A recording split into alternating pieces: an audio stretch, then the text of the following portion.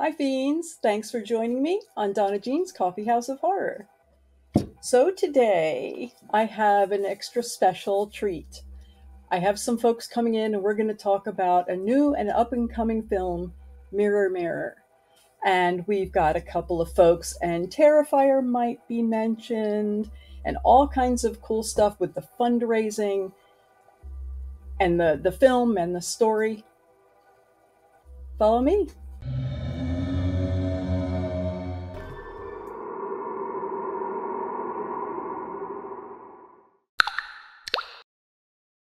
Hi, Drew. Hey, how are you? So I have Drew Phillips with me, the man of the awesome last name. And Montavius Parker may join us later. And Montavius and Drew, from what I understand, came across some of the storyline and got all of this going together. How did that happen? Yeah, through a mutual friend of ours, Johnath Davis, who we may or may not see today. Johnath and I have been friends about 10 years. We've worked on some film projects together. We met each other at the Actors Lab in Philly. So as well as a filmmaker, I'm also an actor. I've been on shows like FBI, Law & Order, and Mayor of Kingstown. But he had watched one of my films, and Montavius is Johnath's convention manager, and Montavius had this, rough concept of an idea, and Johnath's like, hey, I think I know the guy who can sort of bring this to life, and that guy was me. So Montavius sort of came to me with an ad lib, which was, I want mirrors, demons, and Johnath, and sort of the rest is history. I'm like, okay, well, if I know Johnath is starring, I kind of want to cast this girl, Courtney Taylor, also a prior Actors Labber. She's now gone on to be in shows like Abbott Elementary, Insecure, and she's now going to be co-helming the Bosch spinoff on Amazon Prime, Nice. Which comes this summer. So yeah, I knew it was going to be centered around them. So it sort of evolved into not just demons and mirrors and horror, but it became sort of like a black-centered film about mirrors, demons, and horror. That is something that is so exciting and so overdue and so needed, and having those minds come together to make this happen. In fact, I'm excited that later we'll be bringing Johnath and Marcus McGill in and chatting with them a little bit about it as well. So you've done acting yourself, as you say, you kind of had a hand in all of this. Did this storyline feel natural and comfortable to you, being able to put it down onto paper? Are you asking because I'm white? I'm just kidding. I don't see why that would have to do with that, but okay. No, I'm kidding. I thought you were saying because the voices of the characters are black. No, it was not. It actually was. It was helpful to me knowing who I planned on casting in the film, because then you can write to a character's voice. And so if you're a writing nerd or any writing nerds listening, I'm sure you've heard about character voice or even the writer's voice. So sort of like the space between the dialogue where you're writing action, that should be uniquely you. And it is, but also it's uniquely them, because I knew both of these actors, and I sort of knew the way they speak, so I was able to put that to page. If that makes sense. It does make sense. To be completely honest, I never did hear about writer's voice, so I didn't know what that meant until you just talked about it. But it is insightful to me. It's like a good example is like if you pick up a Stephen King book and a James Patterson book and you covered up the author name.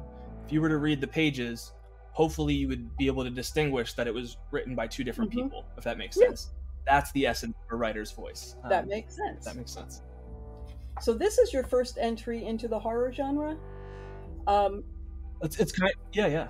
Just wondering if you've always been a fan, and if you have any particular expectation for your delivery with this. Yeah, I mean, I would say that's like a half-truth in that it's my first supernatural horror movie. My last film was a psychological horror. So I do have skin in the game in terms of, what I've done in the past. I've written features for horror that I never produced, so I've done that as well. I am certainly a fan.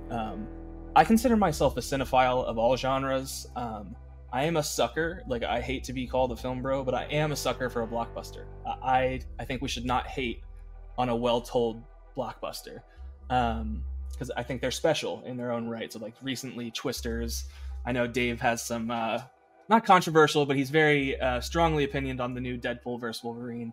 But I do love a great blockbuster, but I also love a great indie film. So I really love all genres, but if I had to pick, you're like, gun to my head, I'm gonna pick blockbuster. Sci-fi and horror are second, and sometimes blockbusters are sci-fi and horror.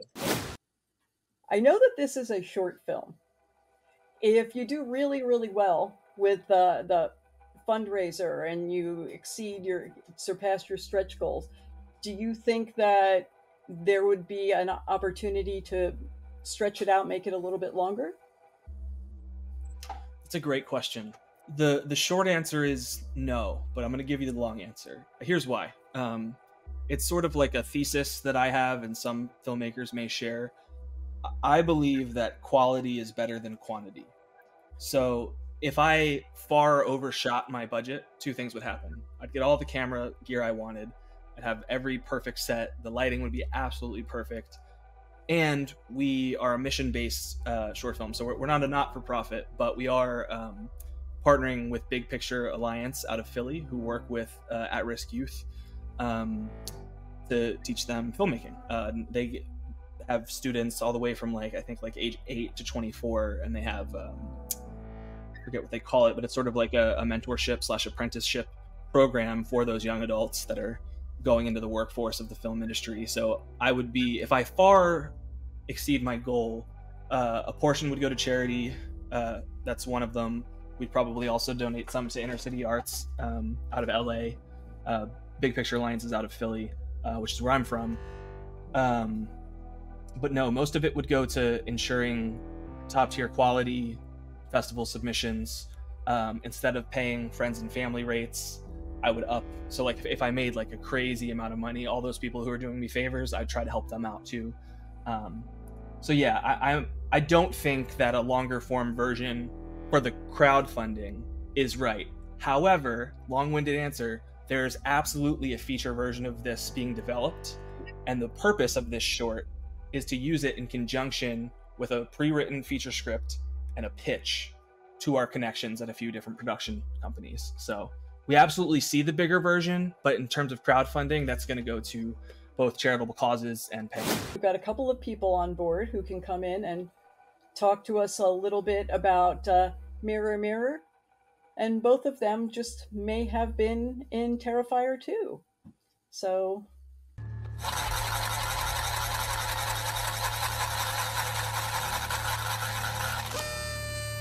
sir, if you're gonna put that in your mouth, you gotta pay for it.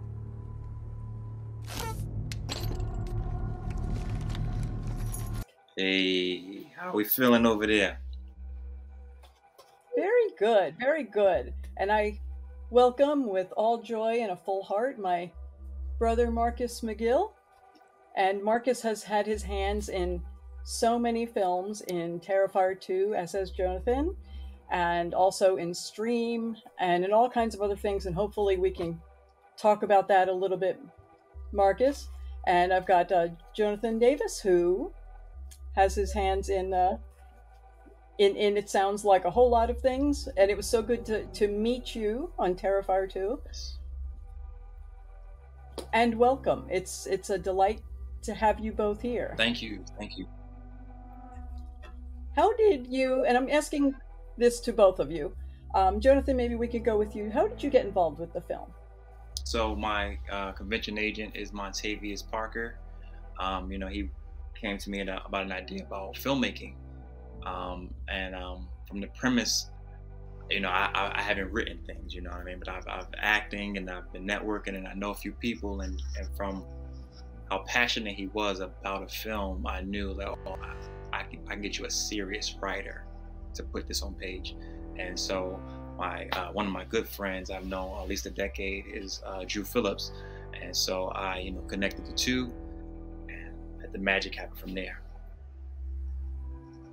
Sometimes it's just a matter of meeting up and allowing it to happen. Yeah, yeah, many times. Yes. Marcus, Mr. McGill, how did you get involved with Mirror Mirror? So I actually saw Montavius's post about the project and saw the storyboard shots, and read the pitch and the synopsis basically, and I was like, oh man, this sounds amazing. How can I help out? I pretty much just volunteered my services just to see this project happen. And knowing Johnath from Terrifier 2 was involved, I was like, hey, I got to be a part of this. And so then when I met Drew, we just hit it off instantly. And I said, hey, any way that I can help out, make this happen, I just want to be a part of it. And they accepted me, and the rest is history. Yeah. Marcus came in, full steam ahead. And since he's joined, I mean, we've seen the ball just continually roll. So that's a good testament to him. Like he came in ready to work. Jonathan, what's your role in Mirror Mirror? Oh, I'm the lead male in this film, and plays a guy by the name of KJ. And without giving too much away, but he's married, and they're expecting a child, and he's just trying to do right by his family, provide a home. But of course, we got to have some horror elements in there, right? So within that home, we got mirrors, we got demons, we got just spooks, and he's trying to protect his family. But he's a real individual as well. This is not just what you see, the girl tripping in the woods, and no. It's me in it. We try and play this all the way to the truth. That's actually something that there's kind of a fine line with horror, and then particularly with slasher films, that it's really all about the kills and the running through the woods, and you don't really get to know the people. And it sounds as though there's character development in this. I couldn't agree more. And that's a big testament to Drew, the writer. You can tell they took a lot of time, thought. And I know that, one, you see it on the page, but two, I've actually had the conversations. Like, I've gotten the calls of, what would you do in this scenario? Why would you make that decision? So when he says that, it's written in my voice, it truly is. And just he's using common sense with it too, to make it feel that much more relatable. So you're not just I feel like this project, you're not just watching, you're very engaged, and you see yourself in it too. That it says a lot about Drew and his process, that he contacted you and wanted your input about how would you do this if this was you were this character. So yeah, that boy good. I know that this story it's so important to tell it right now. Mm-hmm. Do you have any thoughts about that, having it being a story with a major Black cast? Yeah, I think it's necessary. I think it's the timing is right, and I feel like it's not woke, but an awakening, right? It's just like we exist, you know what I mean, and nonfiction as well as fiction, and our voices are different. Our tones are different, our backgrounds are different, our cultures are different, but as a unit, we're the same. Now with this story, I mentioned like family, but it deals with fatherhood. It deals with a marriage. It deals with, buying home. So these are things that many times we've seen that aren't depicted when you talk about Black people. So now we're talking about, that's different in economics already. That's different in the family, unit. And a father being present, that's already different as well than some of the tropes or stereotypes that you may have been used to. So within one film, even in a 15-minute version, it kind of diverted all of that away to just enjoy a film and see it in a way that is normally not depicted, but it actually does exist. And get to know these people. Yeah. And get to know them like they are or would be your neighbors. Because in this world they are. And help you get used to it. This is not. Yeah. This shouldn't feel like a one-off thing. This is life. Amen to that. So I'm proud to be able to be a part of that. You know what I mean? It's one thing to work with Drew and Montavius and Marcus, but to also be able to work with something that's actually very impactful makes it that much more fulfilling. Marcus, do you have any thoughts you would like to share on this? I mean, I think Johnath nailed it on the head. This is definitely showing us and just the family dynamic in a whole new light, different from what we're accustomed to seeing in film, and different than what we're seeing, especially from people of color. But again, even though this is a predominantly black cast, it's not necessarily a black story. I feel like everybody will be able to relate to this. Fathers, new mothers, new couples, newlyweds. It just touches on extremely hot topics right now in the household. And like Jonah said, this is needed right now in the genre, and just needed right now, period, in the world, with everything that we're dealing with all the drama in the world and stuff. We just need something that could bring people together, and they'll have a good experience and something to talk about. A sense of connectedness, it sounds as though, and I'm very excited to see it myself. You should be. It's like that. And I understand that Montavius is around here somewhere. And if we can want to go ahead and bring everybody in, and we can talk a bit about the fundraising process. Montavius. There he is. How's it going? You heard everybody talking about you. Your ears had to be ringing. No, but all great things. So first, I just want to say thank you guys for having us on here. This is truly amazing. We really do appreciate it, and thank you to my team here. Without you guys, this would not be possible. So, well, it sounds as though without you and Drew coming together and conceiving this idea, and having him getting it down, it sounds as though you really were the person behind it. So I had a story in my mind. Again, I don't know what all was said prior, but before me and Drew linked up, this was a short that I was kind of just doing myself, called The Devil's Looking Glass. But my man Johnath was like, "Hey, yo, my boy Drew, you guys should really get together. Like, this is a cool concept." So got with Drew, and like literally this man took the baton and is on fire. Just definitely blazed the stage, and we're here now because of Johnath and what Drew did. So I'm just enjoying the ride.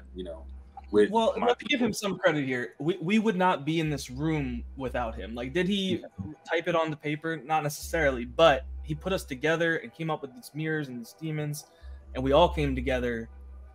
We would not all be here today without Montavius. He is integral to our meeting and to our story and to this process. So I just want to personally thank him for, putting, or Johnath, really all of us together. First it was a triangle, now it's a rectangle. You know what I'm saying? I call us the 4 horsemen of the apocalypse.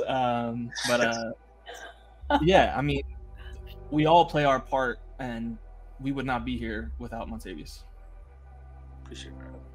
Agreed. And I hope it's okay with all of you amazing and wonderful human beings here if I kind of throw this to Montavius.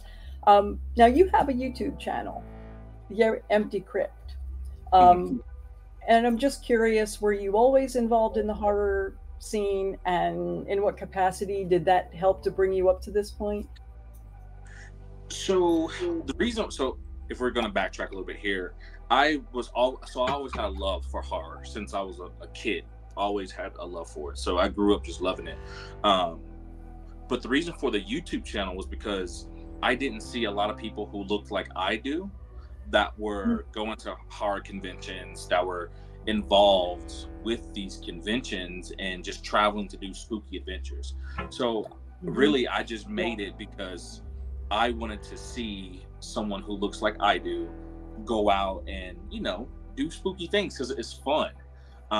So that's basically the premise of it. Like literally, I just wanted to see, you know, a guy who looked like me travel and go to conventions. Like there's nothing wrong with other people doing it. There's nothing wrong at all. But I do like seeing representation. Sure. So that's kind of where it came from. So. Makes sense. That makes sense. And honestly, the doors have to open somewhere. And why not be the one to open that door? For sure. Hands down. Sorry, I don't mean to take the stage here, but in the horror realm itself, it's not a lot of African Americans to begin with. Like, I mean, you've done shows, you guys, I think everybody to some capacity has been to a horror convention. There's not many African Americans involved or attending these shows. So, you know, if someone could take the torch and shine a light on it and just kind of see that it's a welcoming community, then why not? So. I agree. I absolutely agree. So. Could we jump in a little bit and talk a little bit about the fundraiser? Part of what will get this process going. I think you're doing a Kickstarter. Is that correct? We sure are. Correct. We have an initial goal of $30,000 and a stretch goal of $60,000. Full transparency, $30,000 will get us through initial production. 60 will get us through the whole thing, like with our budget and with our stars attached. And we do have some stars. We have Johnath of Terrifier 2. We have Courtney Taylor, again, of Abbott Elementary, Insecure, and now the upcoming Lead Boss series. We have Kevin Kepi from smash hit Smile 2022, and a lot of stars behind the scenes as well. We got a lot of awesome rewards. I spoke a little bit earlier about our partnership with Big Picture Alliance out of Philadelphia, a charitable organization that helps, again, at-risk youth. They even have apprenticeship programs where they pay upperclassmen through age 24 to sort of work in the industry. And they're even working on getting kids certified to work with the local film shop Expressway Cine, which helps staff a bunch of local TV shows. Not local, I mean, when I say local, global TV shows shot in and around the Philly area. So they're doing great things, and we are directly partnered with them. And so one of the things you can do is sponsor a PA. Half of your pledge will go towards our campaign. The other half goes towards paying someone who would not otherwise have access to a film set and or film school. We got Kevin Ward, our SFX artist, has volunteered his services to create busts of Jonath's head from Terrifier 2. So it's a little bit gory, but fans of horror should love it. And I hope this is the last time you see my man die on screen. We got a lot of experiential rewards. Yes, we've got t-shirts, we've got cool stuff.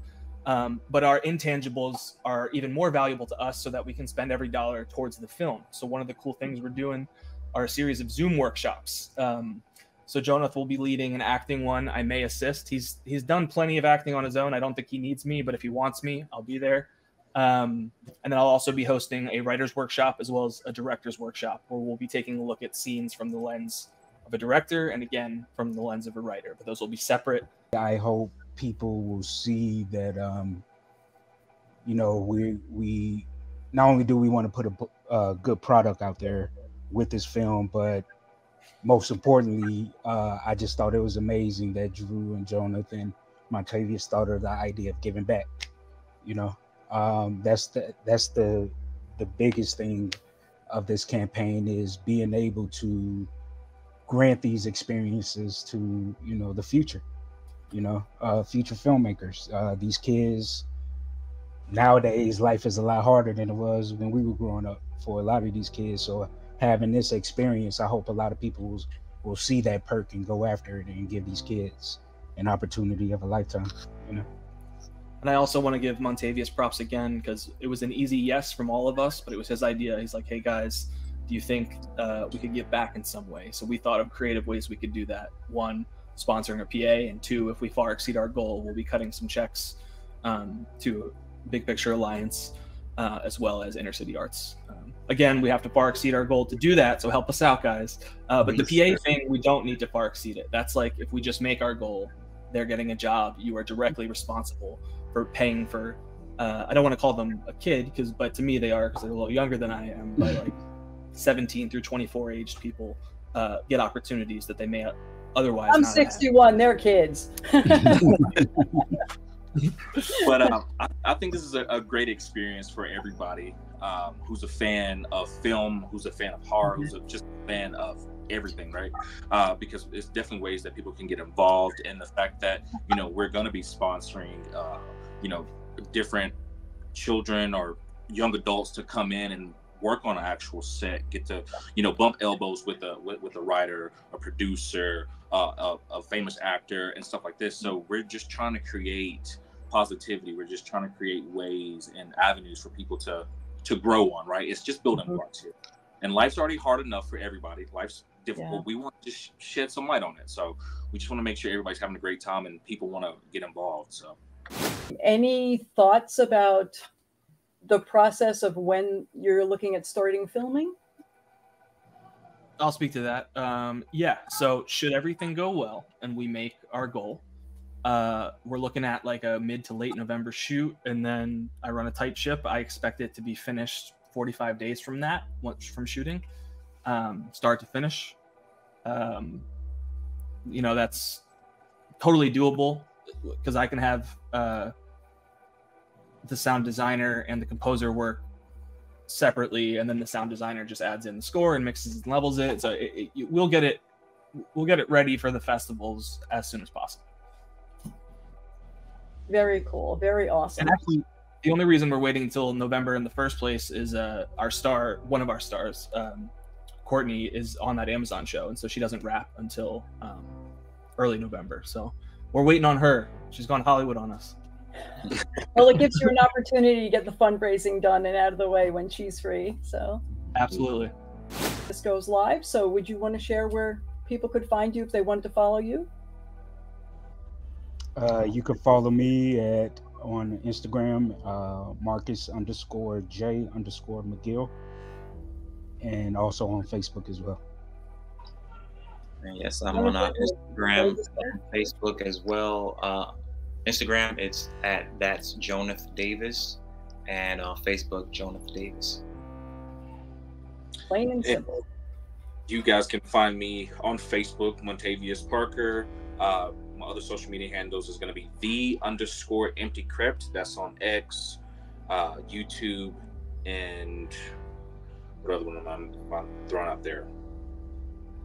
And yeah, YouTube, X, Facebook, all that good stuff. _EmptyCrypt. I'm most active on my Instagram. That's at the real Drew Phillips, 2 L's in Phillips, if you're curious.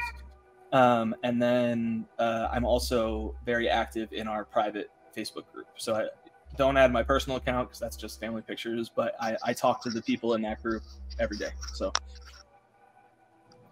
yes. Well, then I just want to thank you all so much. I am so excited about it. I'm definitely going to have to, I'm keeping, whenever the premiere date comes out, wherever it is, I'm going to try to get there, and you guys out there should too. Yes. So thank you all so much. And thank you for this. Truly appreciate it.